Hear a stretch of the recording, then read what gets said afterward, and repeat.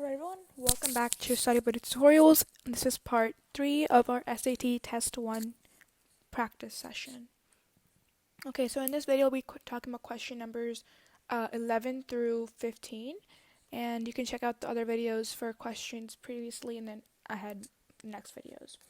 Okay, so we're working on section 3 here, 25 minutes, 20 questions, recap that you'll be given an equation sheet, but I recommend memorizing these equations especially, but if you just don't have time, memorize these special right triangles because they're really helpful.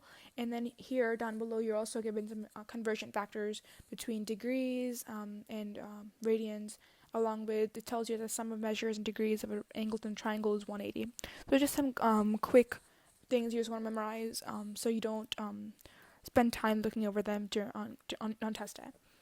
Okay, so we're going to go ahead and start with question number 11 here, and I'll pull it up here and I'll zoom in here 1 second. Okay, so question number 11. I'll give you a moment to read it and I'll give you some hints and I'll solve it out for you. Okay, so I hope you paused the video. In this equation, basically all we have to do is really solve for x. When we solve for x, then we have to plug it back, we have to plug the value back in for b, and then that's our answer here. And the last step about plugging it back in is one that most students miss and get the question wrong. So that's what you want to be careful on.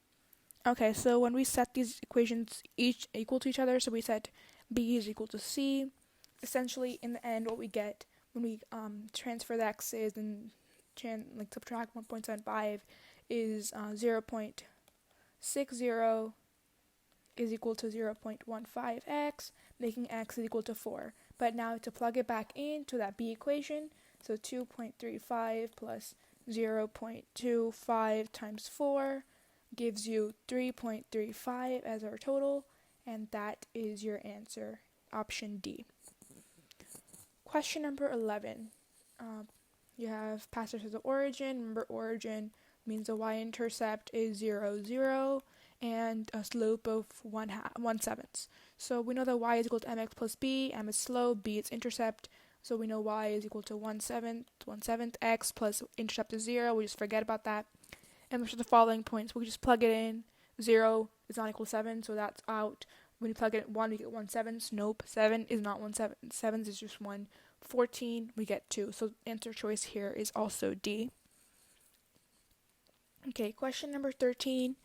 This is one that most students find hard, but it's not really hard. Basically, all you have to do is multiply this thing by x plus 2 times x plus 3 divided by, x plus 2 times x plus 3.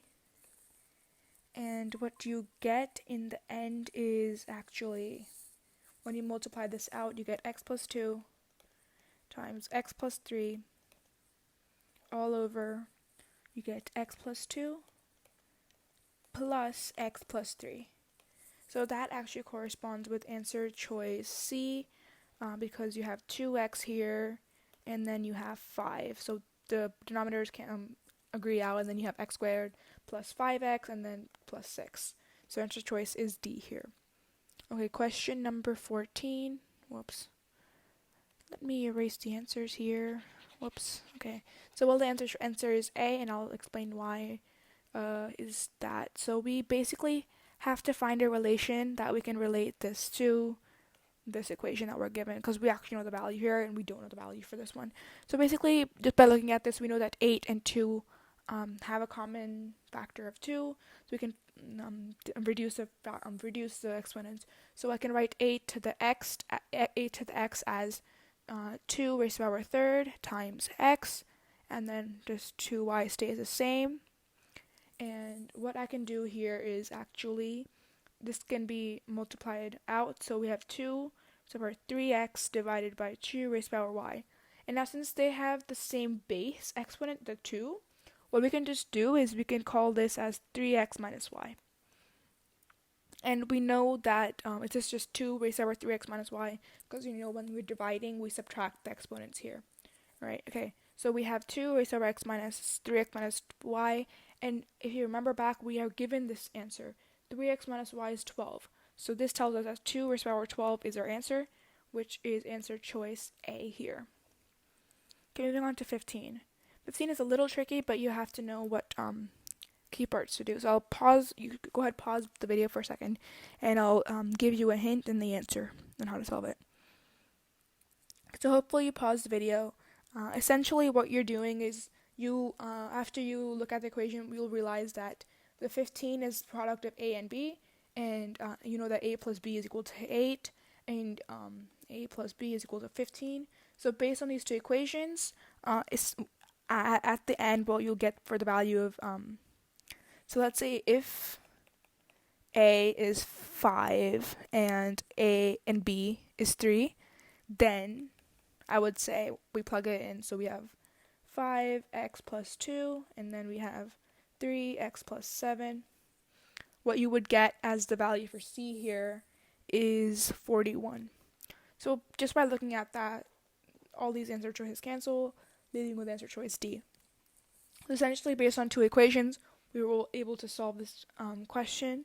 So that's a good thing about SAT, that you should know these tricks. Okay, so that's it for this video. Next video will be covering questions 16 through 20. These are write-ins and write-in questions. And I'll see you guys next time, but just remember this is test 1 from the SAT release tests. This is section 3. So if you like the videos, make sure to hit the like button and comment down below and subscribe to our channel. I'll see you guys next time with questions 16 through 20.